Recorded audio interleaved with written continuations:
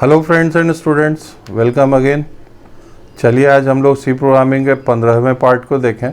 उम्मीद है आप सभी बहुत अच्छे होंगे और इस पूरे सीरीज़ का फ़ायदा उठा रहे होंगे। पॉइंटर चल रहा है हम लोगों का और उम्मीद है कि आप पॉइंटर में मेहनत कर रहे होंगे। अगर आप घर पे कॉपी पेन उठा के पूरा का पूरा कंसेप्ट दोबारा तिबारा नहीं बना रहे होंगे फिर पढ़ाई बेकार हो जाएगी, क्योंकि जितनी जल्दी से आप इसे समझेंगे उतनी ही जल्दी भूलेंगे।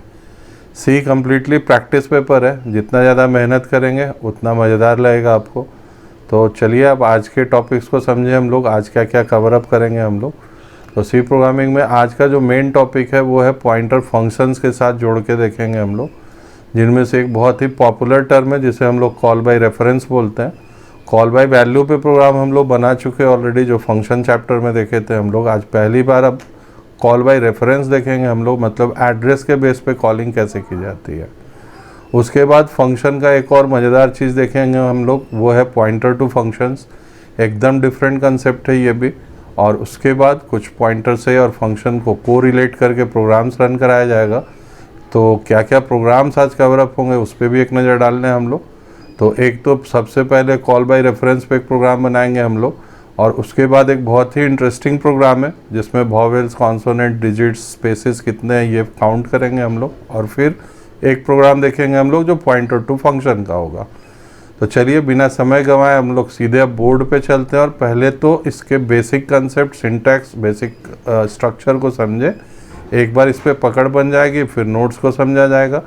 तो अंत तक मेरे साथ इस वीडियो में बने रहिए, और जो भी नोट्स या कंटेंट्स मैं इसमें डालता हूँ काफ़ी मेहनत होती है उसमें, आप प्लीज़ उसे नोट डाउन करते चलें और अच्छा लगेगा आपको आगे भी सफ़र करते हुए।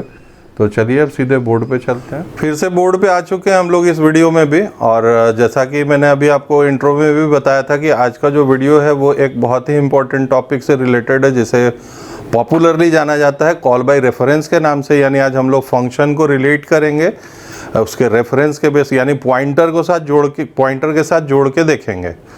तो बहुत सिंपल सा कंसेप्ट है, सुनने में बहुत पॉपुलर लगता है भैया call by value, call by reference, call by value, ये होता क्या है? तो बहुत सिंपल सी चीज़ है। फंक्शन में जितने भी प्रोग्राम्स हम लोगों ने बनाए सिंपल तरीके से, जिसमें डेटा का आदान प्रदान कॉलिंग पोर्शन और कॉल्ड पोर्शन में होता था, उसे कॉल बाय वैल्यू कहते थे। यहाँ पे एड्रेसेस के बेस पे देखने के लिए मिलेगा, जो कि उससे आसान लगेगा आपको, और इसी को कॉल बाय रेफरेंस कहा जाता है। ओरली तो नहीं समझ सकते हम लोग, चलिए एक प्रोग्राम के रूप में मैंने सामने लिख के दिया है आपको। 1 बाय 1 हर स्टेप को समझा जाए और 1 बाय 1 हर एक कंसेप्ट को समझा जाए तो शायद हम लोगों के लिए आसान हो जाएगा इस पूरे कंसेप्ट को अच्छे से समझना। चलिए, मैंने यहाँ पे एक func1 नाम का यूज़र डिफाइंड फंक्शन डिक्लेयर किया है, जिसमें मैंने बोला है कि रिटर्न वैल्यू भी इंटीजर होगा, और इसमें दो आर्गुमेंट मैंने यूज़ किए हैं, एक एस्ट्रिक x और एक एस्ट्रिक y, यानी दो पॉइंटर टाइप के आर्गुमेंट्स यूज़ होंगे आगे। x का वैल्यू 100 है, y का वैल्यू 200 है। func1 को मैंने कॉल कराया, मतलब अब तुम एग्जीक्यूट हो जाओ, लेकिन रेफरेंस के बेस पे। बस ध्यान यही देना है, यहाँ पे जब डिक्लेयर करेंगे तो एस्ट्रिक लगाना है, जब कॉल कराएंगे फंक्शन को, यानी जब आपका कंट्रोल उठ के फंक्शन में जाने वाला होगा, वहाँ पे आपको रेफरेंस यहाँ डालना कंपलसरी होगा। आफ्टर ये प्रिंटफ लाइन है तो खैर ये तो बाद में एग्जीक्यूट होगी, अब सीधा कंट्रोल उठेगा और यहाँ पे आएगा, यहाँ पे डिक्लेरेशन होगा। मैंने जानबूझ के x का नाम बदल के s किया है और y का नाम बदल के t किया गया है। और किए क्या है, तो हर बार बोले 1 से इंक्रीज कर दो। बस क्या करो, s की वैल्यू 1 से बढ़ा दो और t की वैल्यू 1 से बढ़ा दो। जब वैल्यूज़ बढ़ जाएंगी कंट्रोल फिर से घूम के कहाँ जाएगा, प्रिंटफ वाली लाइन पे, जिसकी वजह से यहाँ पे क्या लिखेगा, वो ये जो कुछ भी मैंने डिस्प्ले पे डाला है वही चीज़ आएगा। यहाँ पे x बराबर %d और y बराबर %d, निश्चित तौर पे 1-1 से इंक्रीज कराया जा चुका है इनको, इसलिए ये जो हमें रिजल्टेंट देगा वो क्या देगा, 101, और दूसरा रिजल्टेंट क्या देगा, 201। जो दोनों तीनों ध्यान देने वाली बात है, रिपीट कर देते हैं। पहला, जब आप फंक्शन डिफाइन करेंगे तो यहाँ पे एस्ट्रिक का इस्तेमाल करेंगे अपने आर्गुमेंट्स के लिए। जब कभी भी फंक्शन को एग्जीक्यूट कराने की बात आएगी तो आपको यहाँ पे रेफरेंस डालना होगा, और जब आप यहाँ पे कैलकुलेशन करते हैं तो सिंपल अरिथमेटिक ऑपरेशन इंक्रीमेंटल ये यूज़ किया गया है। यहाँ पे रिटर्न हो के जब ये वैल्यू आएगी तो वो इंक्रीमेंटेड वैल्यू आएगी। ध्यान देने वाली बात यही कहलाता है call by reference, call on the basis of address. लिखने का तरीका ये रहा। तो उम्मीद है एक और कंसेप्ट आप समझ गए। अब चलिए अगले कंसेप्ट की तरफ बढ़ा जाए, और निश्चित तौर पे वो भी फंक्शन से ही रिलेटेड होगा। बहुत मज़ेदार प्रोग्राम है ये और काफ़ी इंटरेस्टिंग है, बहुत मज़ा आएगा आपको। लॉजिक को समझिए, कंसेप्ट को समझिए, और एक बार अगर आ गया दिमाग में तो एकदम डिफरेंट तरीके से आप एक और प्रोग्रामिंग का तरीका सीख जाएंगे। चलिए, फंक्शन विद पॉइंटर।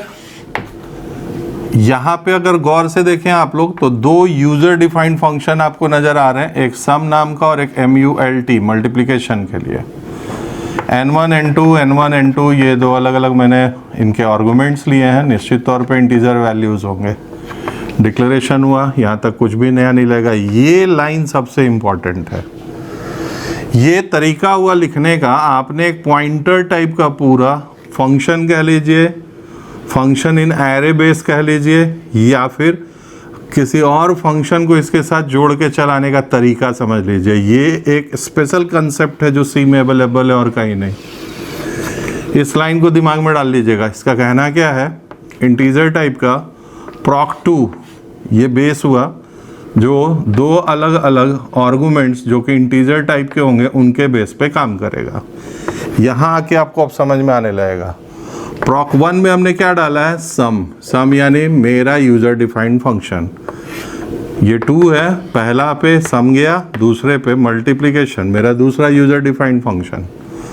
मैंने कहा enter two different values that is x and y whatever it may be. Suppose we are assigning here x is equal to 5 and y is equal to 10। Now proceed to further steps. Enter 1 to sum and 2 to multiply. This one is a choice. अगर आप एक डालते हैं तो आपका पहला choice execute होगा, यानी R को बोला गया कि proc नाम के फंक्शन को, आ जाइए फिर से यहाँ पे जहाँ पे मैंने आपको गौर करने बोला था, proc नाम के फंक्शन को कॉल करा चॉइस x और y के बेस पे। यानी अगर आप यहाँ पे चॉइस में 1 डालेंगे तो समेशन होगा। यहाँ अगर 1 डाला गया है निश्चित तौर पे proc नाम का फंक्शन एग्जीक्यूट होगा, और proc में एक नंबर पे आपने क्या डाला हुआ है, सम। इसलिए यहाँ पे 5 और 10 ये दोनों कैरी हो जाएंगे, एडिशन होगा, रिजल्ट जो होगा वो R को असाइन हो जाएगा। अब अगर चॉइस के रूप में आपने 2 डाला, आप फिर से यहाँ पे आ जाइए, proc2 पे आपने क्या डाला हुआ है, मल्टीप्लिकेशन। ये वाला पार्ट एग्जीक्यूट होगा, 5 और 10 का गुना होगा, जो भी रिजल्ट आएगा इस बार ये वैल्यू R पे जाएगी और ये वैल्यू डिस्प्ले हो जाएगी। पूरे प्रोग्राम को गौर से आप देख लें, एकदम डिफरेंट कंसेप्ट है लेकिन बहुत इंपॉर्टेंट कंसेप्ट है। सीधा सा कंसेप्ट ये है, जो भी डिक्लेरेशन आप यहाँ पे देंगे फंक्शन का यूजर डिफाइंड, उसे आपको एसोसिएट करना होगा अपने द्वारा दिए गए किसी भी एक फंक्शन के थ्रू। लिखने का सिंटैक्स ये रहता है, आप जो भी यहाँ पे डालेंगे जिस फंक्शन के साथ जोड़ के, उसी के हिसाब से हम लोग यहाँ पे चॉइस लेंगे। चॉइस जो भी होगा वो x और y को लेके चलेगा। अगर 1 हुआ तो समेशन, अगर 2 हुआ मल्टीप्लिकेशन। आप चाहें तो इसे आगे कर लें, 3 हुआ डिवीज़न, 4 हुआ remainder after division. It depends आप किस बेस पे इस वर्क को करना चाहते हैं। तो उम्मीद है ये मज़ेदार ट्रिक टेक्निक भी आप समझ गए होंगे। तो चलिए अब सीधे सिस्टम पे चलें, हम लोग नोट्स को समझें, प्रोग्राम्स रन कराएं, और पॉइंटर के सीरीज़ में आप ज़रूर बने रहिए, और इंटरेस्टिंग बनता जाएगा ये। अभी पॉइंटर विद मल्टी डायमेंशनल देखना बाकी है, बहुत सारे मैलॉक कैलॉक ये सब समझेंगे हम लोग। तो चलिए बिना समय गंवाए नोट्स की तरफ चलते हैं। नोट्स की तरफ आ गए हैं हम लोग। तो पॉइंटर टू फंक्शंस यहाँ से शुरुआत करनी है। ये पूरा प्रोग्राम बोर्ड पे भी मैंने समझाया है, सिस्टम पे भी आपको रन करके दिया है। तो पॉइंटर टू फंक्शंस ये पार्ट 15 का काफ़ी इंपॉर्टेंट पार्ट है, जिसमें हम लोग कॉल बाय रेफरेंस और बाकी सारी चीज़ें देख रहे थे। तो यहाँ पे जो भी वर्क होना है वो एड्रेस लोकेशन पे होता है। ये बात मैंने पहले भी आपको बताई है कि फ़र्क बस यही आएगा, पॉइंटर इन्वॉल्व हुआ मतलब एड्रेस इन्वॉल्व हुआ। तो फंक्शन विद पॉइंटर में ये वाला प्रोग्राम हम लोग सिस्टम पे रन करके देख चुके हैं पहले ही, और यहाँ पे ये पूरा प्रोग्राम मैंने दो अपना यूज़र डिफाइंड फंक्शन लेके सम और मल्टीप्लिकेशन बोर्ड पे मैंने आपको ये पूरा कंसेप्ट दिया था। तो यहाँ पे वही प्रोग्राम मैंने दोबारा नोट्स में भी दिया है, और एक और पार्ट है इस नोट्स में जिसमें हम लोग अब चलिए चलते हैं। तो इसमें हम लोगों ने कॉल बाय रेफरेंस पे बहुत ज़्यादा ध्यान दिया था। कॉल बाय वैल्यू वो पार्ट है जिसे हम लोग ऑलरेडी यूज़ कर चुके हैं अपने नॉर्मल फंक्शन वाली प्रोग्रामिंग में। यहाँ पे रेफरेंस का मतलब एड्रेस ऑपरेटर का इस्तेमाल होगा, तो हम लोग एम्परसेंड ऑपरेटर पे कंसंट्रेट करें। यहाँ पे func1 एक लिया गया है जिसमें x और y दो पॉइंटर वेरिएबल्स हैं, x और y पे ही वर्क हुआ, और ये फंक्शन हम लोगों ने कॉल कराया रेफरेंस के बेस पे जो ऑलरेडी किया हुआ है हम लोगों का। और बहुत सिंपल सा कंसेप्ट इसमें था कि यहाँ पे हम लोग उसको इंक्रीमेंट और डिक्रीमेंट ऑपरेटर यूज़ कर सकते हैं, और उसके बेस पे हम लोगों ने यहाँ पे आगे बढ़ाया। तीनों लेवल पे मैंने इस प्रोग्राम को प्रिंट करके दिया, with in function, before called function and inside the function. ये प्रोग्राम जब हम लोग सिस्टम पे रन करेंगे तो और अच्छे से समझ पाएंगे। फ़िलहाल नोट्स देने का बस एक ही मतलब होता है कि आप थ्योरी वाले पार्ट को अच्छे से नोट डाउन कर लें, उसके सिंटैक्स को अच्छे से लिख लें और इस पूरे कंसेप्ट को अच्छे से समझ जाएं। तो अब चलिए बिना समय गंवाए हम लोग प्रोग्राम्स को रन कराया जाए। चलिए सबसे पॉपुलर कंसेप्ट की तरफ आगे बढ़े हम लोग, जो कि कॉल बाय रेफरेंस है। यहाँ पे एक func1 जो यूज़र डिफाइंड फंक्शन है जिसमें दो पॉइंटर टाइप के आर्गुमेंट हम लोगों ने डिफाइन किए हैं। एक x का वैल्यू 50 है, y का वैल्यू 100 है। यहाँ पे जानबूझ के तीन पार्ट में मैंने इस पूरे कंसेप्ट को डाला है। पहला, बिफोर कॉलिंग फंक्शन x और y की वैल्यू क्या होगी, आफ्टर कॉलिंग फंक्शन x और y की वैल्यू क्या होगी, और विद इन फंक्शन x और y की वैल्यू क्या होगी। आप यहाँ देख सकते हैं x और y दोनों आर्गुमेंट का नाम बदल के यहाँ पे s और t किया गया है, और इन दोनों पे इंक्रीमेंट ऑपरेटर का इस्तेमाल किया गया है। पोस्ट इंक्रीमेंट है ये। चलिए रन करके देखा जाए। ये रहा रिजल्ट आपके सामने। x और y 50 और 100 थे। जब हम लोगों ने फंक्शन को कॉल किया तो 51 और 101 हो गया, और नेक्स्ट टाइम फिर ये 51 और 101 है, यानी तीनों हिस्से में बिफोर में ये 50 और 100 था। जब हम लोगों ने इसको रेफरेंस के आधार पे फंक्शन को कॉल कर लिया, ये वाला पार्ट रन किया, और यहाँ पे इसने इंक्रीज़ किया उन वैल्यूज़ को और इसे डिस्प्ले कर दिया। जब रिटर्न होके वैल्यू आया मेन प्रोग्राम में तो भी वैल्यू चूँकि बढ़ चुकी थी, इसलिए यहाँ पे भी वो जो रिजल्ट देगा वो 51 और 101 दिया। अब चलिए अगले प्रोग्राम की तरफ आए हम लोग। अगला जो प्रोग्राम है हम लोगों का, ये भी इंटरेस्टिंग प्रोग्राम है और इम्पॉर्टेंट प्रोग्राम है, जिसमें हम लोग फिर से इस पूरे कंसेप्ट को समझेंगे। Vowel, consonant, digit, white space, others, ये सब क्या है तो एक एक करके समझाने की कोशिश करता हूँ मैं, आप कंसंट्रेट कीजिए। li जो है वो एक यूज़र डिफाइंड फंक्शन है जिसमें अलग अलग तरह के पॉइंटर टाइप के वैल्यूज़ हमने दिए हैं, और पहला वैल्यू जो है वो एक एरे है। ये एक डिफरेंट चीज़ आपको दिखेगी अगर आप स्पेस या टैब कुछ भी डालें। एक पूरी लाइन को लेने के लिए %n ये कन्वर्सन कैरेक्टर होता है जो यूज़ किया जाता है। यहाँ पे कॉल बाय रेफरेंस हुआ, ये डिस्प्ले के लिए यूज़ हुआ। अब आ जाइए फंक्शन वाले पार्ट में। यहाँ पे मैंने कुछ नहीं किया है, जो भी लाइन इनपुटिंग हम लोग दे रहे हैं उसके एंड तक जाना है, यानी नल तक।